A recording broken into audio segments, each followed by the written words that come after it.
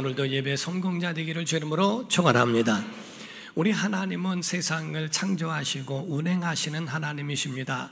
그러므로 하나님이 아니고는 이 세상에 어떤 것도 존재할 수도 없고 지속할 수도 없다는 겁니다.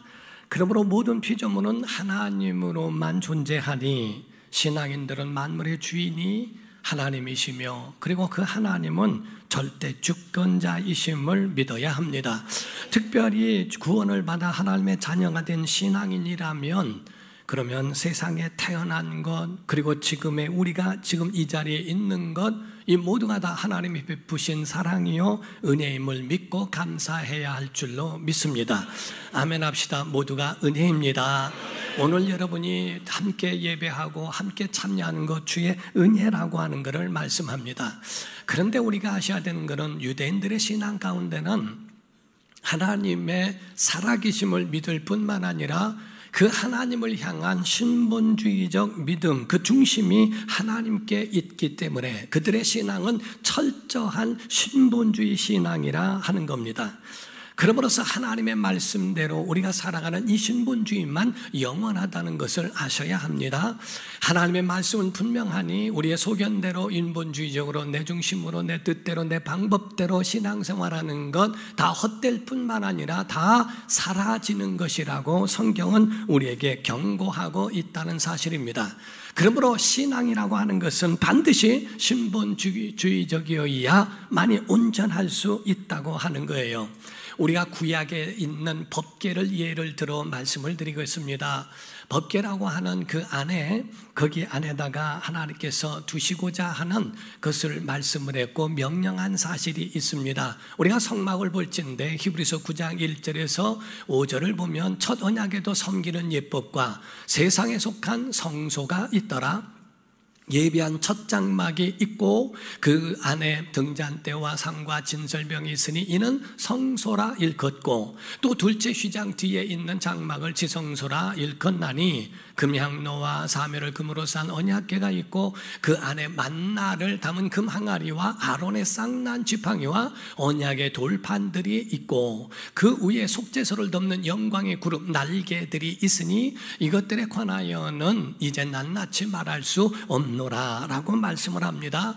바로 우리가 그 안에 성소가 있고 지성소가 있고 그 지성소에는 법궤가 있고 라고 말씀을 하고 있어요. 우리가 이해를 돕기 위하여 그림을 보면 첫 번째 그림에는 성소라고 하는 이 성막을 말씀합니다. 덮개를 벗겼기 때문에 우리가 속을 볼 수 있죠. 금향로가 있고 그 다음에 맞은편에는 떡상이 있습니다. 그리고 저쪽을 향해서는 향단이 있어서 거기서 향을 피우어 성소와 지성소를 오가게 하는 연기로 가득하게 하는 성도의 기도를 예표하는 향단이 있으며 그리고 거기 안에는 휘장이 있죠. 그리고 휘장이 있고 그 속에 보면 거기 안에 법궤가 들어 있습니다. 그래서 그 법궤 안에 있는 모습 두 번째 사절을 보면 그 법궤의 모습이 이러합니다. 날개는 천사를 상징하고 있고요. 이 상자 안에 들어가는 겁니다. 세 번째 사진에 의하면 그 가운데에 앞에 나온 두 개의 돌판이 있고 그 다음에 아론의 쌍난 지팡이가 있고 그 다음에 거기에는 만나가 든 금 항아리가 있더라라고 이렇게 말씀을 합니다. 여기서는 이렇게 우리에게 보여주기 위하여 그림으로 나와 있지만은 그러나 그 가운데에 우리가 알기로는 법궤 안에 세 가지가 들어있다라고 이야기합니다. 하나는 돌판 두 개요, 하나는 아론의 쌍난 지팡이, 그리고 그 안에 하나는 만나가 든 금 항아리라고 이렇게 이야기를 하고 있습니다. 그러나 하나님의 명령 가운데는 그렇게 말씀하고 있지 않습니다. 민수기 17장 3절에서 4절을 보면 레위의 지팡이에는 아론의 이름을 써라. 이는 그들의 조상의 가문의 각 수령이 지팡이 하나씩 있어야 할 것임이니라. 그 지팡이를 회막 안에서 내가 너희와 만나는 곳인 증거궤 어디? 앞에 두라라고 말씀을 합니다. 10절에 보게 되면 말씀을 하기를 여호와께서 또 모세에게 이르시되 아론의 지팡이는 증거궤 어디? 앞으로 도로 가져다가 거기에 간직하여 라고 말씀을 합니다. 증거계라고 하는 법계 안에 넣는 것이 아니라 하나님의 명령에는 그 앞에 두라고 이렇게 말씀하고 있다는 거죠. 금 항아리도 마찬가지입니다. 출애굽기 16장 33절에서 34절을 보면 또 모세가 아론에게 이르되 항아리를 가져다가 그 속에 만나 한 오매를 담아 여호와 어디에? 앞에 두어 너희 대대로 간수하라. 아론이 여호와께서 모세에게 명령하신 대로 그것을 증거판 어디? 앞에 두어 간수하게 하였다라고 말씀을 합니다. 이것은 바로 자기가 모세에 의하여 하나님이 말씀하셨지만은 그러나 자기의 소견에 가지고 있는 대로 안에다 넣고 하는 것을 명령대로 하지 않았다는 거죠.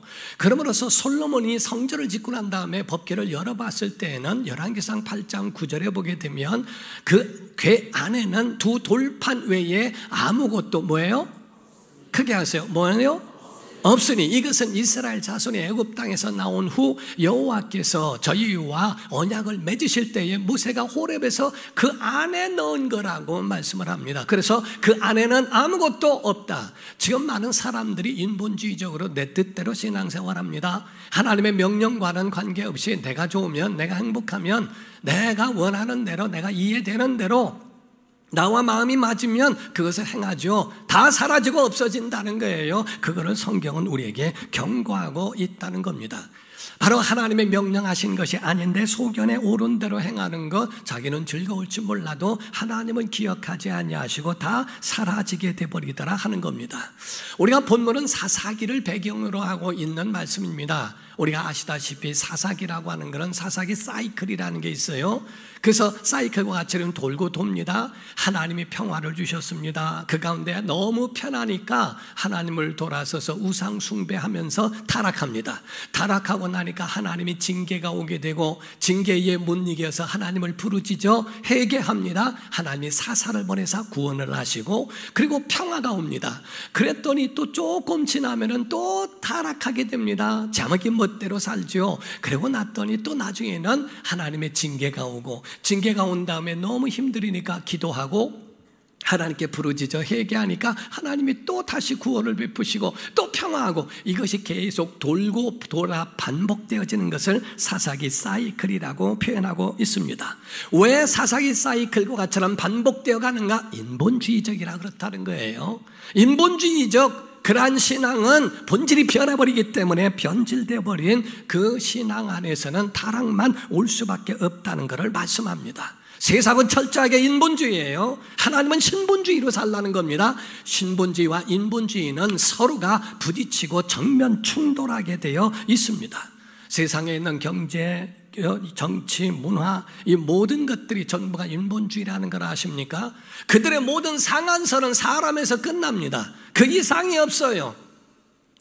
우리가 물론 이 땅에 살아가면서 인간에 대한 기본과 인권이나 이런 것들을 무시하고 가는 것, 이런 모든 것들을 볼 때는 하나님이 그건 원치 않습니다. 맞습니다. 그거를 하나님이 원하시는 건 아닙니다. 그러나 하나님은 사람을 뛰어넘기를 원하시고 사람의 그 넘어 하나님의 명령대로 살기를 원하시는 건데 바로 인본주의는 사람까지만 가기 때문에 사람이 하나님과 동등돼 버리고 있는 자체가 이와 같이 인본주의로 보는 겁니다.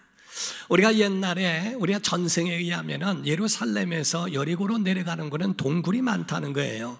그 동굴 가운데가 동굴이 하도 많기 때문에 거기는 강도들이 많이 있다는 겁니다. 거기에 지나가는 사람들을 잡아다가 죽이기도 하고 그래서 때려서 죽이고 그리고 그 안에 있는 금품과 이런 돈과 이런 것들을 다 취하고 그를 묻어버린다고 하는 겁니다. 그래서 이와 같이 강도들이 있었는데 그 중에 두 강도가 있었대요. 두 강도가 있는데 지나가는 한 사람을 보고 뛰어가서 그를 잡아다가 동굴에 집어넣습니다. 그리고 그에게 대해서 죽이고 금은품을 뺏으려고 하는데 한 사람이 또 지나가는 거예요. 야, 오늘은 두탕이다 해가지고 기분이 좋아서 그래서 입에다가 자갈을 물립니다. 웬 소리치면 도망가거나 저 밖에 있는 사람이 도망가거나 또한 도와줄 수 있기 때문에 입에다가 자갈을 물리고 또 온 다리와 팔을 묶고 난 다음에 그 한 사람 사람을 찾으러 나갑니다. 그때에 묶여 있는데 보니까 술독이 있는데 그 술독에 독사가 갑자기 오더니 거기다가 독을 품고 난 다음에 사라지는 거예요. 그거를 잡혀온 사람이 보았습니다. 또 두 강도로 나가서 한 사람을 또 잡아다가 데려와서 두 사람이 되게 하죠. 야, 오늘은 기분 좋으니까 술 한잔 마시고 난 다음에 이들을 죽이고 그 금품을 뺏고 이들을 갖다 묻자라고 이야기하면서 술을 마시고 난 다음에 두 사람의 강도가 죽습니다. 두 강도가 죽은 다음에 이 두 사람이 잡혀있던 사람이 풀리게 됐고 서로가 풀어주면서 거기서 고백을 합니다. 야, 5분 전에는 우리도 죽을 수밖에 없는 흙덩어리가 될 수 있는데, 그런데 바로 그 가운데에 정말 이렇게 내가 살 수 있다는 자체는 하나님의 은혜이다. 그렇기 때문에 여기를 떠나지 말고 이 안에서 그냥 여기서 살자라고 이야기하면서 생긴 최초의 수도원이 바로 거기라고 이야기를 합니다. 그래서 그 사람들은 하나님의 은혜라고 하는 것, 왜냐하면 덤으로 사는 인생이라고 표현했다는 거죠. 여러분들이 지금까지 살아오면서 절체절명의 순간들이 모두가 다 없는 사람 거의 없습니다. 정말 아득한 순간이 있습니다. 야, 이게 죽는 거로구나. 이게 끝이로구나.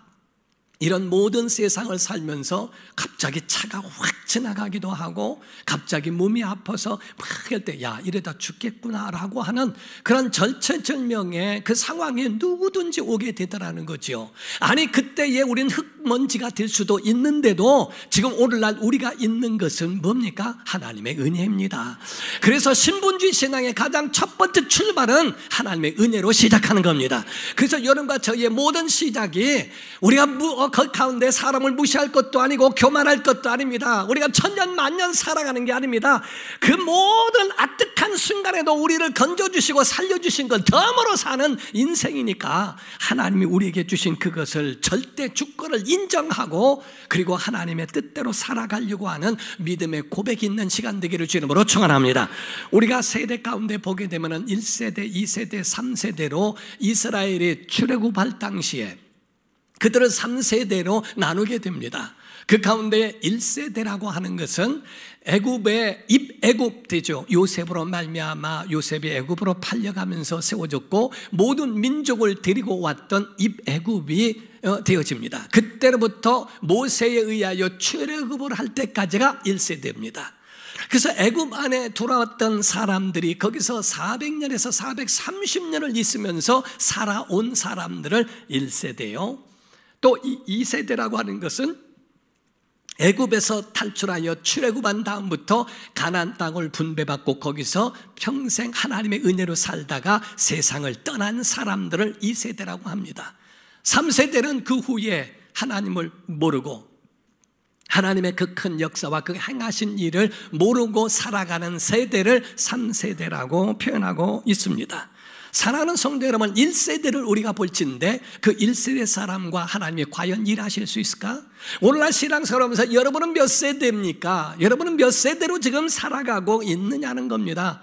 1세대 사람들이 약 400년 동안을 거기서 살면서 살아오니까 애굽에서부터 시작했던 그 모든 삶이 그들에게 발목을 잡고 평생토록 힘들게 만들어 놓습니다. 왜? 인본주의적이니까.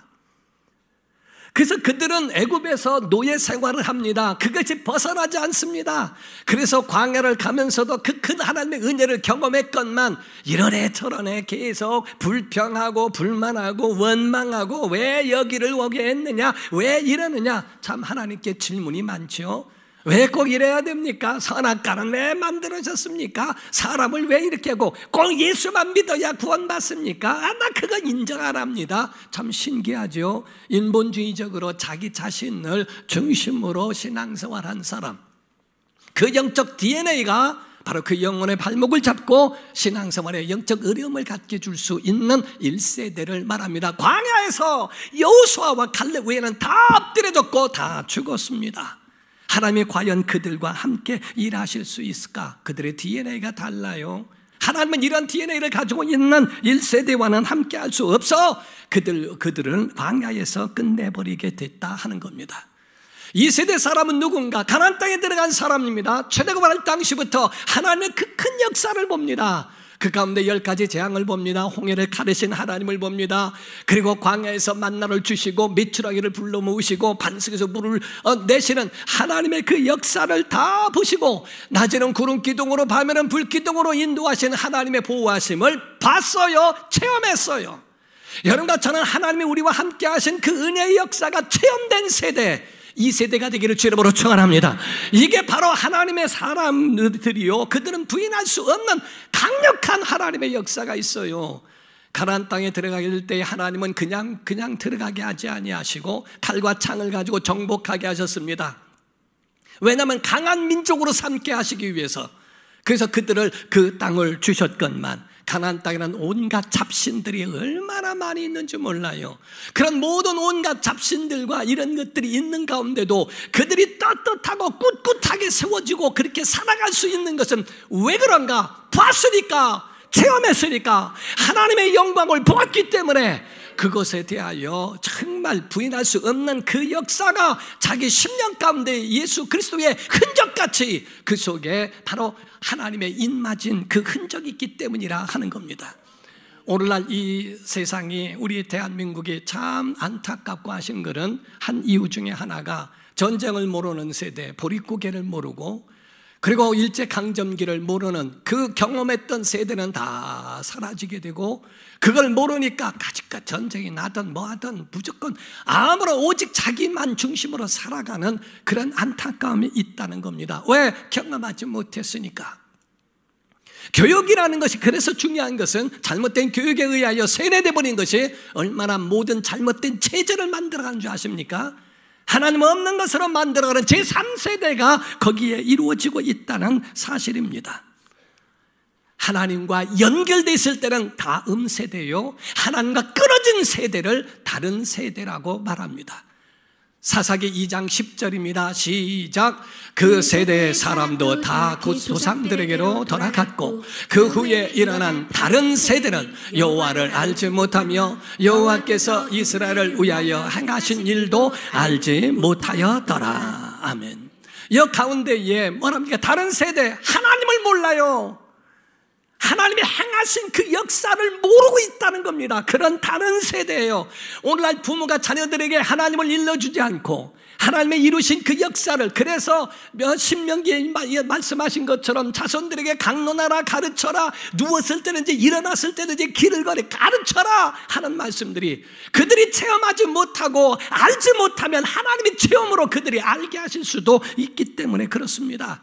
그러한 어려움을 당해봐야 이렇구나, 회개해봐야 하나님의 은혜로구나 라고 하는 것을 그렇게 몸으로 체험할 수밖에 없게 된다는 거죠.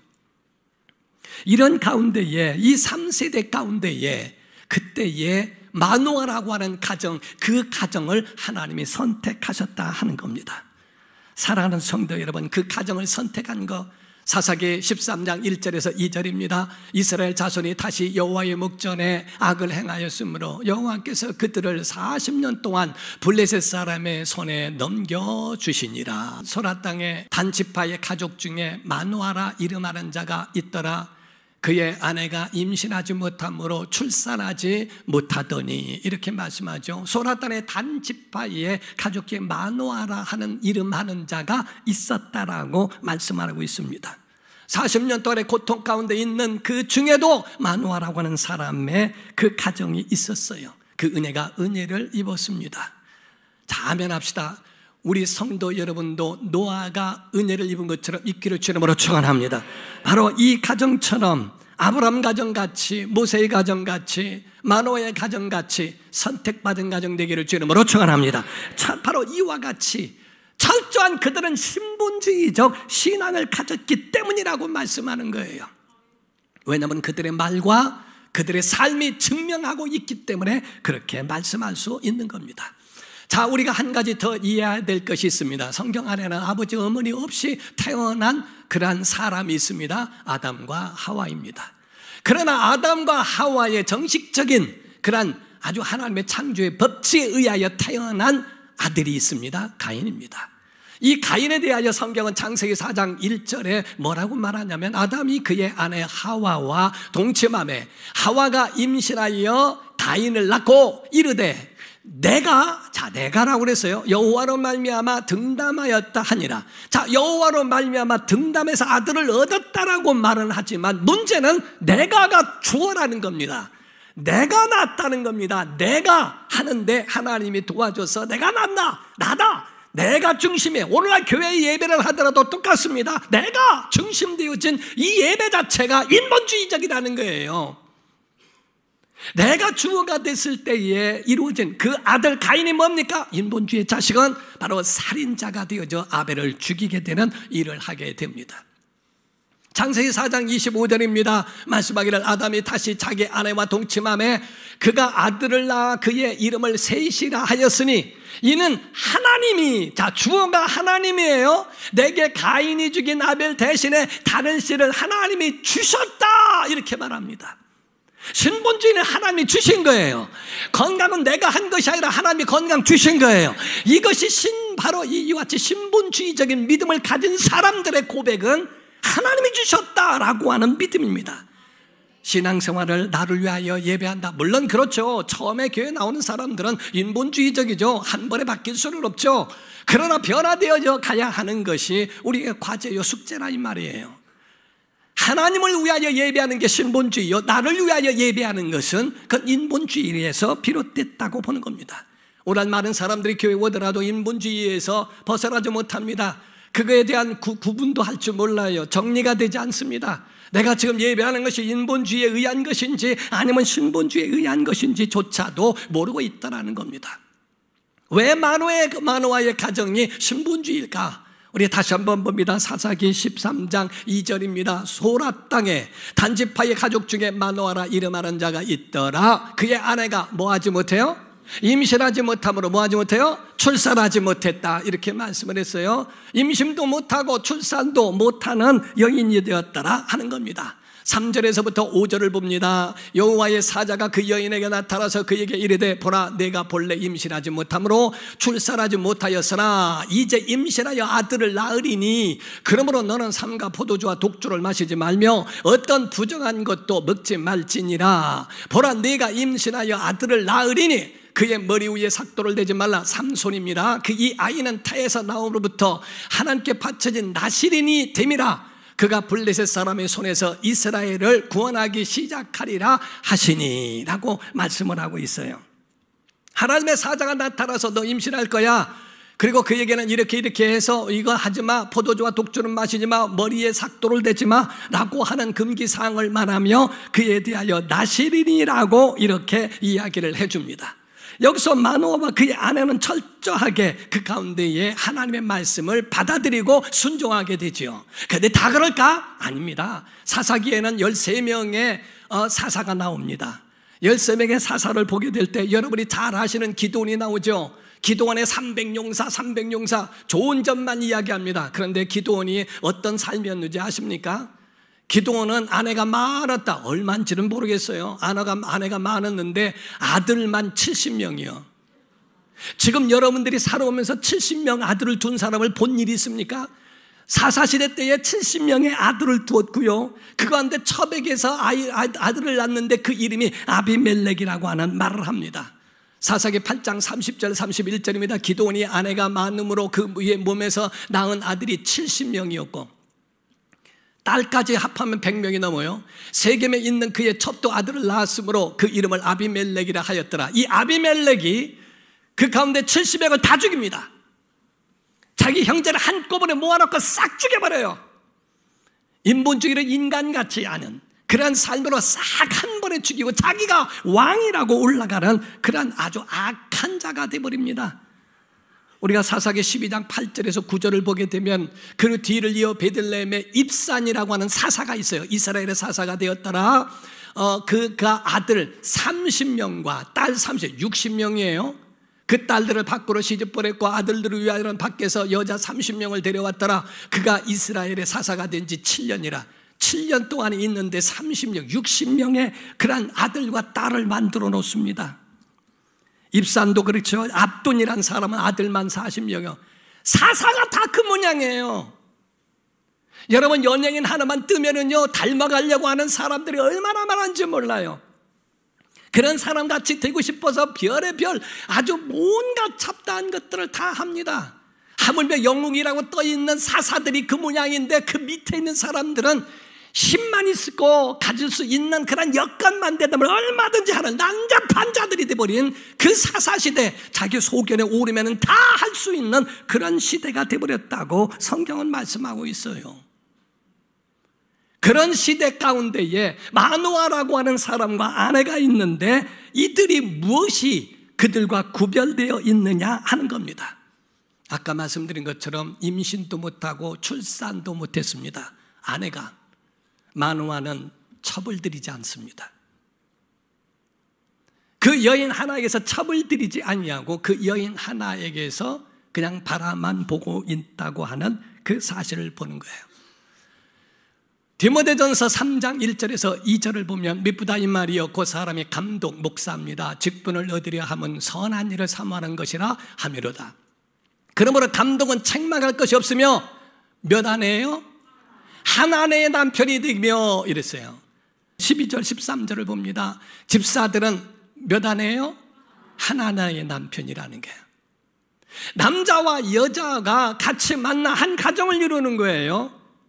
한 남자와 한 여자를 말합니다. 한 남자와 한 남자가 아니에요. 한 여자와 한 여자가 아닙니다. 그걸 가족이라고 하잖아요.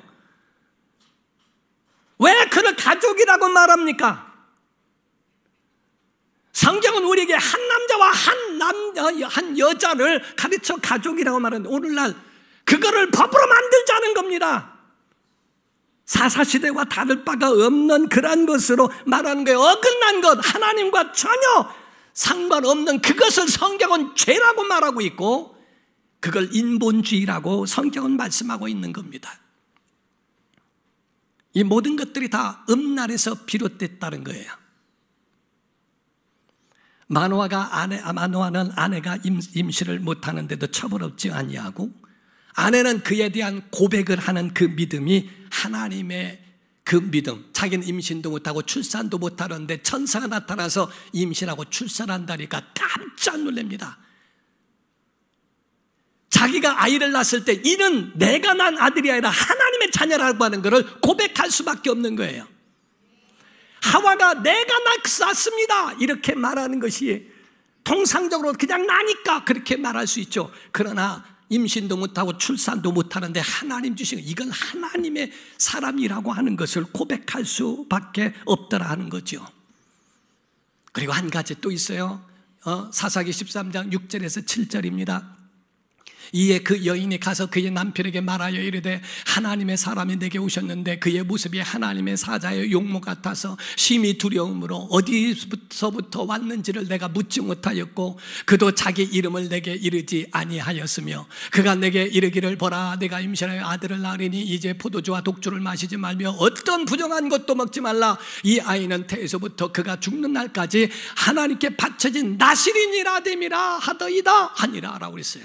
여기서 나실인이라는 말이 나옵니다. 그건 출애굽기 당시에 하나님이 법을 만들 때 나실인을 말씀했어요. 포도주와 독주를 마시지 못하게 머리에 삭도를 대지 않는 것을 나실인이라고 그랬고 그에 대한 나실인의 법이 있는데 지금까지 사사시대까지 올 동안에 나실인이 한 명도 없었다 이 말이에요. 시내산에부터 시작해서 마노아까지가 약 400년이 걸렸습니다. 그 400년 동안에 있었던 그 세월 동안에 나실인이 하나도 없는데 그 가운데 천사가 말하기를 그는 나실인이다 하니까 예 알았습니다. 그 말을 알아듣더라는 거예요. 하나님은 하나님과 소통이 되지 않는 자는 쓰지 않습니다. 하나님과 소통하려면 하나님을 알아야죠. 하나님이 말씀하시는 것이 무엇인지를 알아야죠. 그게 바로 성경이에요. 그런데 이 마노아와 그의 아내는 나실인이 뭔지를 알았다 이 말이에요. 그래서 그가 나실이다 알았습니다. 그래서 나실이라고 말하는데 우리가 어떡하죠? 라고 남편에게 말했더니 남편이 그 가운데에 뛰어나와서 바로 그 하나님의 사람 천사를 만나게 됩니다. 그 가운데 두 가지 질문한 것이 그의 믿음의 고백이에요. 사사기 13장 11절 12절입니다. 마노아가 일어나 아내를 따라가서 그 사람에게 이르러 그에게 묻되 당신이 이 여인에게 말씀하신 그 사람이니까 하니 이르되 내가 그로다 하니라. 마노아가 이르되 내 이제 당신의 말씀대로 되기를 원하나이다. 순종했죠. 두 번째, 이 아이를 첫 번째 질문입니다. 어떻게 기르며 우리가 그에게 어떻게 행하리까? 라고 말을 했어요. 하나님, 이 하나님의 사람을 내가 할 텐데 낳게 되고 얻게 되면 어떻게 키우죠? 그냥 키우면 됐지 뭘 그걸 물을까?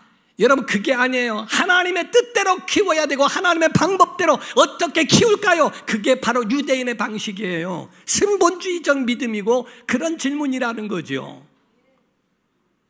두 번째 질문은 다른 게 아닙니다. 바로 그에 대하여 말씀하는 사사기 13장 17절에 18절입니다. 마노아가 또 여호와의 사자에게 말하되 당신의 이름이 뭡니까? 두 번째 질문입니다. 당신의 말씀이 이루어질 때에 우리가 당신을 존귀히 여기리이다.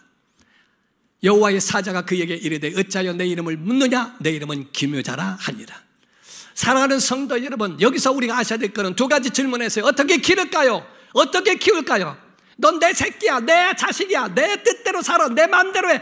이것이 아니라 어떻게 하나님의 뜻대로 이 아이를 기를까요? 어떻게 하나님이 기뻐하시는 사람으로 다른 세대가 아니라 다음 세대로 만들어드려야 할까요? 하나님 어떻게 할까요? 라고 하는 걸 묻습니다. 이게 유대인의 교육이고, 두 번째, 하나님의 이름을 알게 한다는 겁니다. 우리 한국은 태어나면, 어린아이에게 태어나면 제일 먼저 엄마를 가르칩니다. 어떤 지혜로운 엄마는요, 아빠만 가르쳤대요. 엄마를 하나도 안 가르치고 아빠만 가르쳤더니 애가 성장하면서 자다가 소변 마려워서 오줌을 싸면 아빠 여보 당신 찾아. 또 뭐 하면 아빠 당신 찾아. 그래서 아빠에게 다 떠다박질렀대요. 굉장히 지혜로워요. 근데 엄마 아빠 뭐 해가지고서 까까 뭐 이런 것만 가르쳐주고 이런 거 동물이나 알려주지 하나님의 이름을 알려주는가? 이스라엘의 교육법의 가장 첫 번째가 하나님의 이름을 알려주는 겁니다. 아도나이, 여호와, 야훼.